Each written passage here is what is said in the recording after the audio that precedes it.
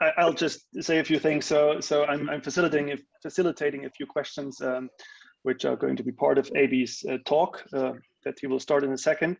And Abe, as you know him, is a I don't know, Abe, when did we meet first? Did we meet in Scotland and last in Philau, which both would be more than 20 years ago. So it's a long time, but I do know you, and that's interesting to talk to you again this evening. And just one introductory sentence. So Abe is a consultant respiratory physician, which I think in the light of today's topic gives him special decoration or credit to talk about a very heatedly debated topic in society amongst Christians, as you might agree, and we'll discuss this, I guess, later on. So he's also bearing a few other functions, and I guess Abe, you'll introduce yourself and go ahead, and then we'll see how we go along. Thank you, Marcus, and welcome everybody to our Philadelphia Trust online conference. To some of our participants who haven't been to the conference, but some have, this is a conference which is held every year in Europe, and it holds a special regard for all of us because we've been, since we came to the UK, going to this conference for a few years, then we didn't go, and now we are part of the Philadelphia Trust. So it's a joy and privilege to have this online, certainly because of COVID, and God willing, all being well, 2022, it could be a face-to-face conference. So we were wondering what are the things that we should put across, and one of the big things which has hit everybody is COVID, wherever you are in the world. And one of the things which has affected everybody, whether you've had COVID or did not have COVID, is they've all been affected in one way or the other. And my workshop today is based on or looking at the psychological and spiritual impact of COVID-19. So just a few disclosures. Marcus did say that I'm a respiratory doctor, and yes, I have been in the forefront of the COVID pandemic in the UK for the last 20 months. And we are now, thankfully, in the tail end of the third wave. So at one point in the first, we were treating 250 patients.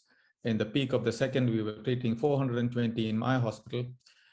But now, by God's grace, we have just between 20 and 25.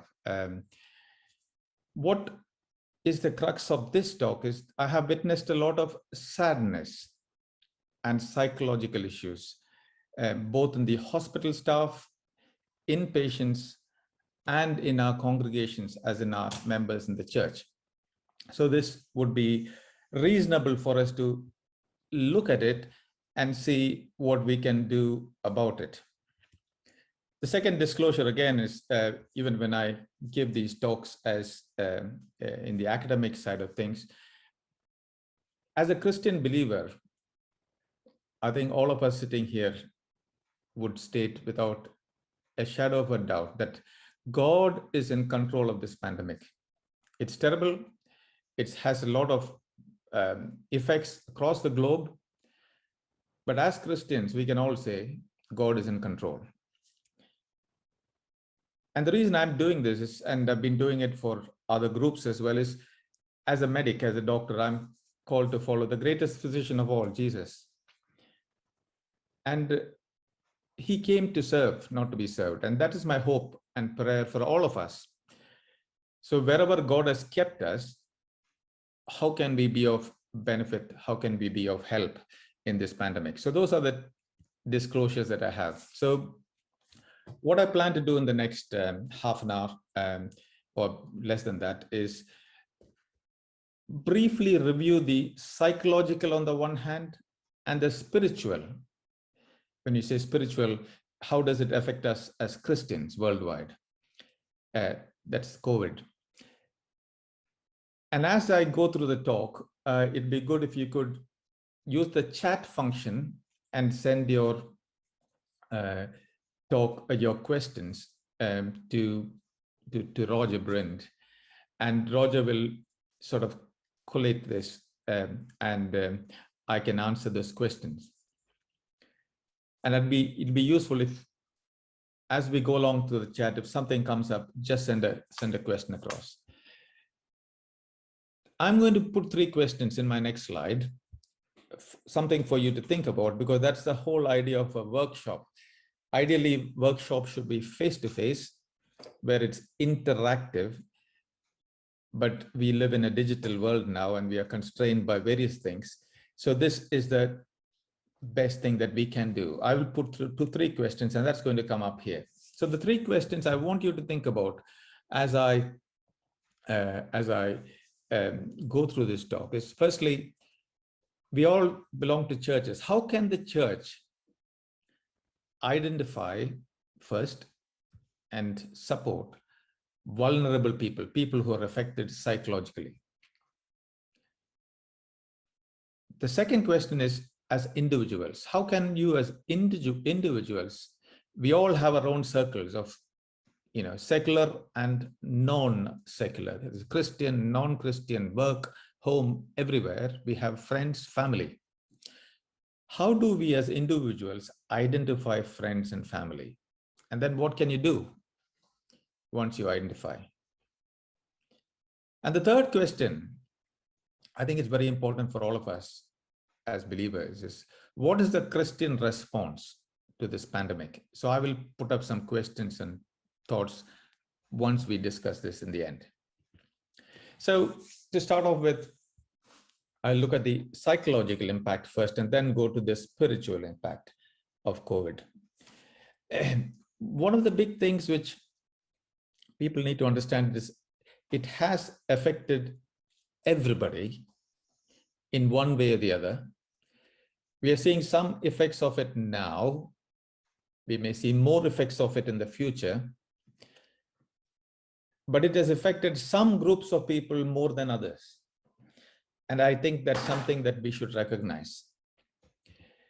So if you look at the problem, what are the psychological things, which is, what is the problem? How does it affect? It is right to say this has affected, worldwide, psychologically, everybody. So the 4 or 5 things which I've jotted down there. Firstly, isolation, living in isolation with lockdowns. So that has an impact. Changes in our daily lives, what we do, what we don't do, what we can do, and what we can't do. And that has an impact on what we do, how we do it, and so on. In our real life, job losses. Lots and lots of people have lost jobs. And that has its own impact. Even if you haven't lost a job, there is financial hardship. And some of the financial hardship you're going to see in the years to come. And finally, it's important that there is a huge amount of grief. Grief both over the death of people, lots of us, and I'm sure all of us can, at this point say that we know somebody who has died. So it could be the death of a loved one, or somebody who's a loved one, or somebody we know who's been seriously affected. So all of this affects your mental health and well-being. So just to say, what are the facts? This is a study which we did in the UK.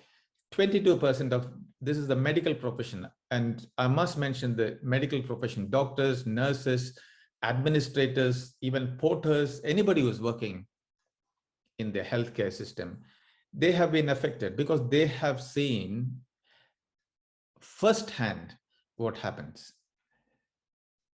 And just over a fifth of people, 22% have developed what is called as post-traumatic stress disorder. That has got a lot of implications. Just over 40% have become anxious, and a similar number have become depressed. So it has affected the medical population quite significantly. And then if you look at the general population, there are certain groups. Female sex has been affected more than men from the psychological side of things. Elderly people, children, people with other underlying problems. And interestingly, low-income people have been affected as well. So there are some special groups who are being affected more than others. And they've looked at it differently, and very rightly, they've got this mnemonic and they call it the deluge, because this has hit us like a wave, and it's sort of death and disease.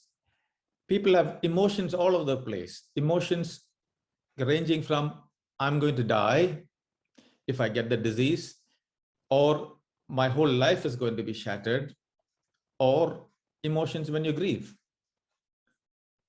All of us have had lifestyle changes, and some lifestyle changes have got effects on people.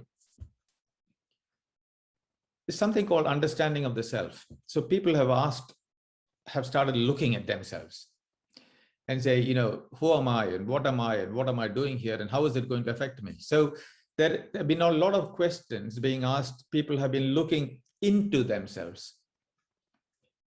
You're grappling with new demands. How do we, in healthcare, for example, we have to do everything differently, causing lots of delays, increasing demands in different areas. And then, of course, there is the group who are the doomsdayers, saying this is the end of the world. So you have lots and lots of psychological issues which have come around. And I think this slide is quite important, because what has COVID done psychologically? It increases stress, depression, anxiety, panic, and PTSD, post-traumatic stress disorder. So to answer those three questions, I'm going to show 2-3 slides on what it is and how to recognize it, because you need this at home. You need this in your families, your extended family. You need it in your circle of close friends. You need it in your fellowship groups. You need it in your church. Because I think we are all in it together. And as brothers and sisters in Christ, our job is to see how we can help where we can help. So that's the first thing. It leads to definite problems. And I'll show you what are those things which you can recognize. The second thing we should notice, the more you're exposed to watching the TV news all the time, or reading the tabloid newspapers, or looking at every single WhatsApp message which goes around, it increases psychological disturbance. And conversely, these are not just sentences pulled out of thin air. There are very strong studies which have backed these, which I'm happy to share with people if need be, but we don't have the time to do all that in this short talk. Conversely, there is interesting studies which show that moderate use of social network, and social networking is not just confined to young people, as you know. And WhatsApp, for example, is the one area where every age group is involved. And all sorts of things are bandied around. Between 1 and 2 hours a day, less risk. And if it was a face-to-face workshop, I would ask, how many hours do you think a young person uses, and how many hours do you think people in the 60s use? Interestingly, people in the 60 plus use it as much as some of the teenagers. And finally, if you have awareness that this can happen, and if you have some coping strategies, that decreases the risk of mental disorders. So I said I'll show you a couple of slides on what to recognize. I think it's important for us to recognize where we can recognize. So when you say anxiety, anxiety is something which all of us have. If we say we are not anxious, that's wrong. So what we are really talking about is persistent, which means you're anxious all the time, or you're being overwhelmed by it. You can't function because you're anxious. So that is what we're talking about. So it's persistent, it's there all the time. It is excessive. That means you worry about small things, and things which you don't need to worry about.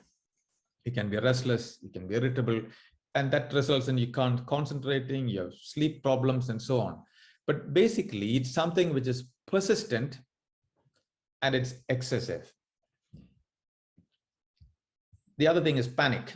Panic is something which often we see when you do a test for COVID, the test comes back as positive, and let me tell you, panic sets in.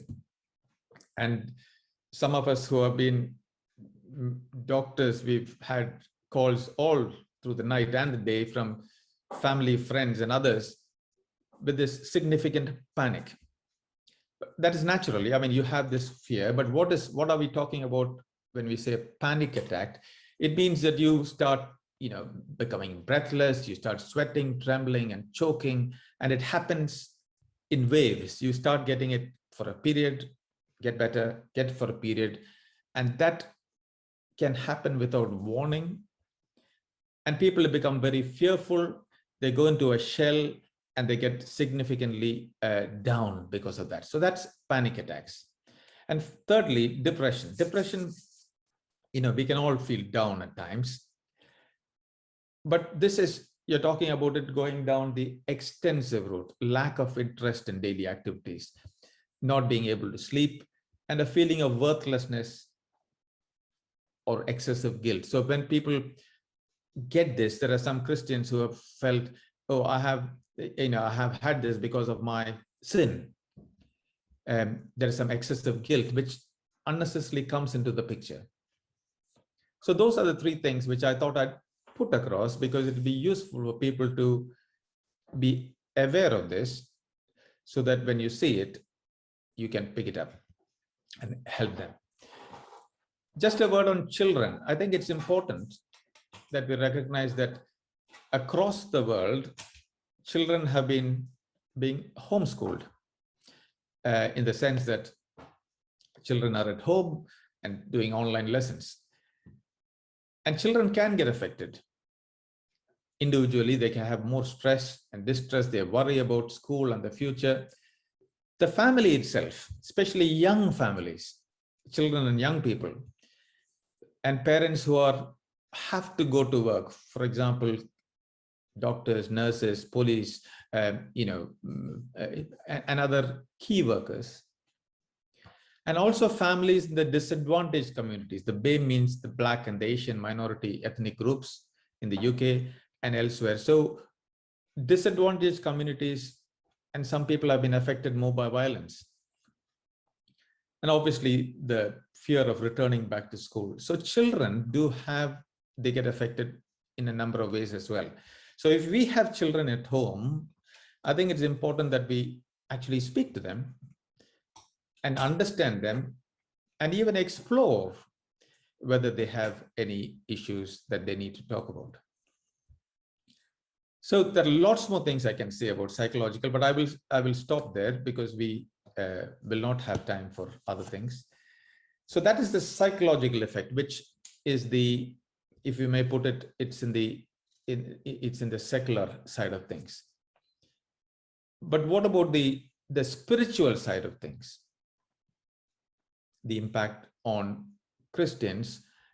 And believe it or not, I'm going to talk really only about effect on the Christians, because that's what we are, but it does affect every faith group. We won't go into that, but it's important that we recognize that there is a spiritual impact. And what is that? So if you think about how it has affected the spiritual life of individuals, churches, groups, fellowships, there are four big things. Firstly, the effect of closed churches. The second is a lot of churches have gone digital. Thirdly, the effect of the restrictions of the pandemic, or the requirements of the pandemic, like wearing masks in church or other restrictions. Fourthly, people have been asking a lot of tough questions, and we'll talk about that very briefly. And finally, I thought I'll put a few personal anecdotes. How has this affected us, some of us, even in the Philadelphia Trust? But what I need to stress is the pandemic has shown that there are lots of positives and there are some negatives in the spiritual dimension. So I thought I'd just show you one slide with some statistics. So this is looking at how the pandemic has affected religious faith. So has it made it stronger, or not stronger? They looked at 14 countries, and I hate to say it, but most of them are in the Western Hemisphere, including Japan on the other side. So if you look at America, 28% stated their faith has become stronger. And actually, a lot of people in the US do have a faith. So it sort of correlates. And if you go down to Germany, only 5% felt it was stronger. And if you look at the other side of things, what about family bonds? Have you become closer to your family? A lot of people felt more than before that the pandemic has made family bonds stronger. So if you look at the family bonds on one hand and the spiritual, to say whether my faith has increased, there is some evidence that it probably has. So I said closed churches. I mean, what is the effect of closed churches? As I said, there are positives and there are negatives. The first thing I felt is people suddenly realized that the church is the people and not the building. Buildings were closed, but churches gathered. So there was a feeling, or there is a feeling, that the church actually can meet in spirit, virtually, though it may be. The second positives, looking at various Christian groups, is that church leaders, elders, deacons, people who have responsibility, have started calling the congregation more. And obviously, with communication increasing, there were more people praying for each other. So even though the churches were closed, there were some positives. But with everything, there are some negatives as well. And the first thing is, there are always people who come to church who are early in their faith, who are even making up their minds about the Christian faith, people on the fence. And a third of these people, when the churches were closed, they tended to drift away. Because for them, the idea of actual face-to-face fellowship was more important than seeing somebody on a screen. The second negative is the elderly and the vulnerable, those without social contact. It's not fun to sit in front of your screen when you can actually have human contact. And all of us know older generation people who would love to meet others and to have a conversation. And certainly there are some who do not tune into digital services. So the closed churches have had positives and they've had their negatives. What about digital church? So this is an offshoot of our closed church. And certainly there have been positives. And firstly, I would put there again, the people have suddenly realized the church is the people and not the building. So the building doesn't make the church. We are the body of Christ. There is enough and more studies to show that there has been a lot of increase in online service attendance. And church sites, I'm quoting this from the Church of England, have 404 times increase in views. Lots of online programs have been put up, and the Church of England had 17,000 more programs in the last year. And again, lots of organizations have got social media engagement, and so has the Philadelphia Trust. And there's a 92% increase in this. So there have been some positives. You have been able to reach people who otherwise would not have come to church. And they were quite happy to sit and stare at their screens. Clearly, there are negatives as well. The church, and certainly Christ, certainly intends his people to be gathered into congregations. And that yes, you can see people's faces, but it's not the same thing. The Lord's Supper is the other thing, which has a lot of controversies, but we will not go into that. But people have found it difficult when they met digitally. Certainly, there is a lack of intimacy and personal fellowship. And again, talking about the elderly who do not tune into digital service. So digital churches have had their positives and had their negatives as well. And this is just a quote from somebody. Zoom is a terrible place to go to church. So some people certainly don't like it, and they would like to go and see people face to face. What about masks and other restrictions? I think the only positive I can think about is we are abiding by the law to prevent the spread of infections. That's the only positive, if I may want to put it as a positive. Lots of negatives. Singing is not allowed. You may say that's positive because some people don't sing well and therefore I don't have to hear them sing. But singing is not allowed, and that's been a big negative. Individualized Lord's Supper, having separate cups and separate wafers, there are lots of people who have objections to that. And certainly, you're not allowed to hug your brother or sister. So that has had implications. The restrictions and masks and other requirements have had implications. And fourthly, there are tough questions being asked. And these are the four big questions, which are lots of questions being asked. But if you want to put them into groups, the first thing is this a natural disaster? Which means, did it have to happen? And it's like a tsunami, or is it one of our own making? Well, you can think about it, but there are lots and lots of evidence to suggest that it is not a natural disaster. The way humankind has behaved over the last many, many years, the pattern of intermingling, deforestation, and other things have shown very clearly there is an effect on human behavior in the spread of this pandemic and the extent of this pandemic. So that's one question people keep asking. We won't go into that, but that's a tough question. The second big one is, where is God? What is God doing? As we ask in all disasters, if we have a kind and loving God, why is this happening? That's an interesting question. And I'm sure this has been discussed in various church groups. I'm not going to go into that.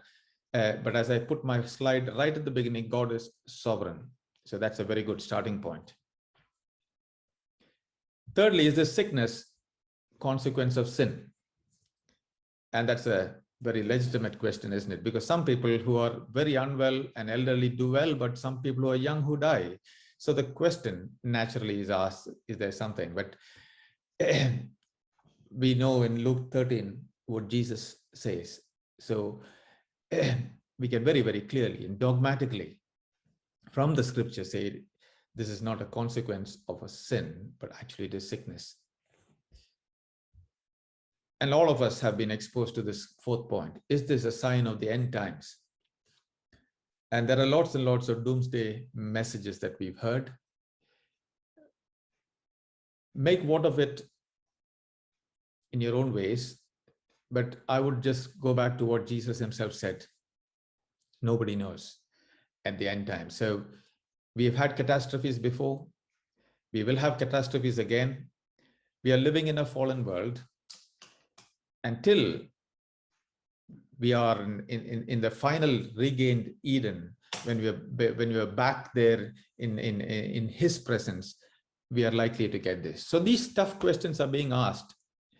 It's asked not just by secular people, but it is asked by Christian people. It is asked by young people. It's asked by our children. And I think we as Christians who are rooted in the Word of God should be equipped to answer these questions being asked.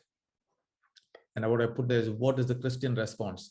I think it's for each of us, not for us to prescribe it, but each of us to look at it and see what the word says. I think this last thing is just a personal anecdote. What does it mean for us? And I can speak for at least Roger Brent, who's on this conference. It has been a sea change for certainly me. I've been involved in lots more personal study than I did before, because I've had to be involved in various groups, both in Christian fellowships and in non-Christian fellowships. Family prayer and Bible study is something which has significantly increased, and we as a family, we do meet every week digitally and have a Bible study.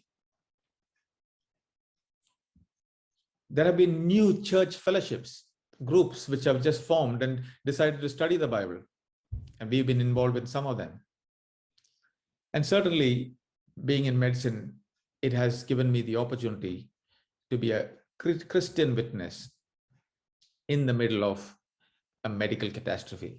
So I come to it and say that the Lord is sovereign and is on the throne, and nothing happens without him knowing. So yes, we have death, we have pain, we have destruction, we have anxiety, we have suffering. But on the other hand, there are lots of things that we can be grateful for and praise the Lord for. And all I can say is the Lord is sovereign and is on the throne.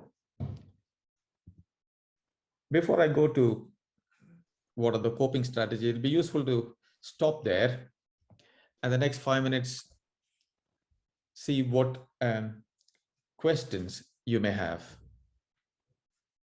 Yeah, so first of all, thank you, Abe, for presenting this challenging topic to us from what I think is two very important viewpoints. First of all, the secular one that is more psychological, more strictly naturally speaking, and the spiritual one, because both go together and we cannot separate either of them from us. So and it time is not permitting, but we could, I think, go into many more of your aspects in more detail, and would be very interesting, maybe another time. But so a few questions came in that are specific, and they do not necessarily touch on the three overspanning questions that you mentioned, but let's address them first. And one specific one for you, Abe, I think it's a simple one to answer. Is singing not allowed by law in the UK? It was not allowed till the 19th of July, I think was the date. It was not allowed, but now it is allowed. And there are very sound medical reasons for that. When you sing, or when you shout, or when you scream, you throw out a lot of what's called as aerosols, which are, sometimes when you shout loud, you can get some spit coming out, but those are called droplets. They are big, you can see it. But there is something else called aerosols, which are in micrometers, and that is the one which has the most infectivity rate. So when you sing, you may sing softly, but let's say you're singing loudly, or if you shout, you can actually throw a lot of aerosols, and aerosols have the highest infectivity rate. So that is why the government very sensibly said, although it was painful, that if you're going to go to church, you wear a mask, in the UK at least, and you hum. You don't sing, you hum. So when you hum, you have your mouth shut and you vocalize with the vocal cords, and you don't actually bring out the aerosols. But now we are allowed to sing. Very good. It's equal. It's the same in Germany. We were not allowed to sing, but now that has been the restrictions have been lifted, so people can sing again, but for the same reasons. And I think there's another question that somewhat ties into that, which says, just today a Christian friend emailed this comment to me, and I think we can all relate to similar comments coming our way. There is COVID in the vaccinations. People who have had their vaccinations have COVID, and that's why COVID is now spreading more. How should we reply? And I think why do I connect those two questions? Because some people might think, oh, they're forbidding us to sing, they want to suppress us, oppression, and they don't see the medical connection. Versus this question, oh, there's some conspiracy going on or whatever, where people think they're actually giving us COVID in those vaccinations now. And maybe it comes from a beloved brother or sister, but how should we respond? Okay. I will respond with 2 points. Firstly, we have a seminar on Thursdays, which actually addresses lots of these things, called to vaccinate or not to vaccinate. Mm-hmm. But I'm just showing you the first slide was my first disclosure, which speaks for itself and answers your question. The first peak, it was in April, May, June of last year, 2020. We saw in our hospital about 225 patients, 250 patients. We did not have the vaccine then. Okay. Second peak, it was in January to March. We had 420 patients. So we started vaccinating in the UK towards the end of December and started, got to good levels by March, by May and June. So the people we saw then were not the very old people who were coming in the first wave, but the younger people who didn't get vaccinated. But the third wave now, we have 25 patients in the ward. Okay. And at the same time, we had 50 to 60,000 patients per day in the UK who were positive, but the hospital numbers were poor. You know why? Because about 70% of the population are vaccinated. So you need to speak with the facts. Just because you have vaccination, you're spreading more, if I may use the word, is complete nonsense. But we'll talk more about that on Thursday. Okay, thank you. You talked a lot about psychological aspects, such as we should be aware to see and identify issues in people around us, maybe in our churches, maybe in our community, maybe in our families. And if we have some kind of relationship to them, we have a certain level of judging whether we see a change or some issues in them or not. And now that we are called to make an effort to see if someone is struggling, we might misjudge if someone or how someone is struggling. So the question is, are there dangers that we will be wrong in the people we identify as having psychological problems? So are there dangers that we will be, or is there a danger that we will be wrong in the people we identify as having psychological problems? Okay, so the short answer is you can always be wrong. Yeah. But the question you need to ask yourself is this going to benefit that person or not?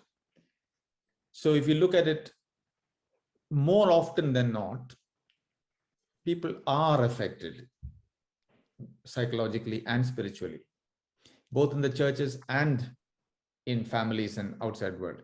So it is more likely that you're identifying correctly. Mm-hmm. And I'll show you a few slides in a bit to answer the question. So even if you made a mistake, you will always need help because nobody is an expert. For many of these things, there are trained people who can help. So if you identify a friend and speak to them and get help with somebody who's trained, that trained person can say, yes, it is a problem or not a problem. So I would actually go on to the side of, trying to help people and say, if there's a problem, this is a source which is available, rather than saying, I'm going to ignore it, because ignoring it can cause more problems in the long run. Mm.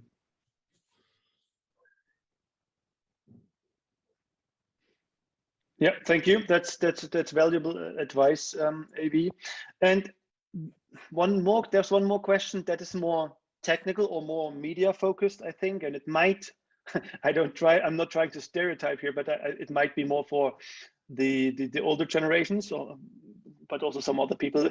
The question is, some people appear to have a phobia about using Zoom or similar platforms. What would be our comment on that? So far, I don't think there was always this fear that your personal details are going to go to some foreign nefarious agency of some kind. The way I look at it, all intelligence agencies already know everything about you.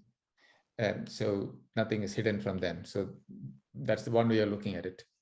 The second way of looking at it is, so far, at least, the major visual virtual platforms have taken every possible precaution.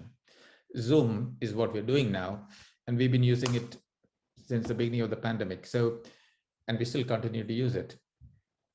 I would think that we need to be more grateful for these platforms in a scenario like this, because you can imagine a scenario of not having a virtual platform and all of us were sitting at home and being our little islands. I could tell you we would all be miserable and lots more people would have died. So I think the benefits far outweigh. I'm not saying there is no possible long-term somebody is going to steal your account. I don't know. But I personally think the benefits far outweigh any possible risks. But I'll leave it to the digital chaps. And here we are on Zoom, and we are willingly and consciously doing it. No, thank you for your answer. I think being a bit of an IT guy, it's exactly like you say. If someone wants to know if someone has reasonable interest to know everything about you, they can. If you're a person that is of no interest, then that's still the same by using Zoom. So those are, I think, I'm looking at the time. I think you wanted to show some other slides, right? In the end. Yeah, so I thought it would be useful to just look at your coping strategies. You know, this is from the Centers for Disease Control in Atlanta. I think the first one is a big thing which we should all take to heart. Take breaks from watching, reading, listening to news stories, including those on social media. Okay, so don't put your Sky or NDTV or CNN on a roll, because you're going to be constantly bombarded with the same news over and over and over again.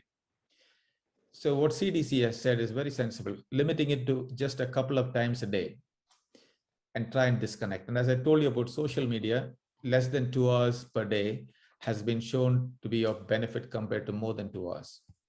Secondly, some very sensible advice. You know, a lot of these things, and I've underlined a few things. Get vaccinated with COVID-19. I'm going to talk about it on Thursday again. And thirdly, what they've said is connect with your community or faith-based organization. This is the Centers for Disease Control is talking about connecting with your community or faith-based organization. So we, the church, otherwise a faith-based organization, have a very important role to play. So how do you connect? Talk with people you trust about your concerns and how you're feeling. Very important. So one coping strategy. And this is from my medical school called Christian Medical College in Bello. They have been having a lot of psychological support to vast group of people who are involved in India. And this is what they use. They call it the rainbow, but I would just look at the I bit, which they've said, identify as God's image bearers. So, you know, we are created in the image of God, and we have a responsibility. And one of those responsibilities is to encourage, is to help both, you know, psychologically and physically and monetarily, as the case may be, and certainly to encourage people spiritually. So this is something which, you know, I've just put these slides up, and I'm sure these slides can be shared later to the group, but that is a coping strategy which has been put on. This is another, just a couple of slides, some spiritual coping strategies.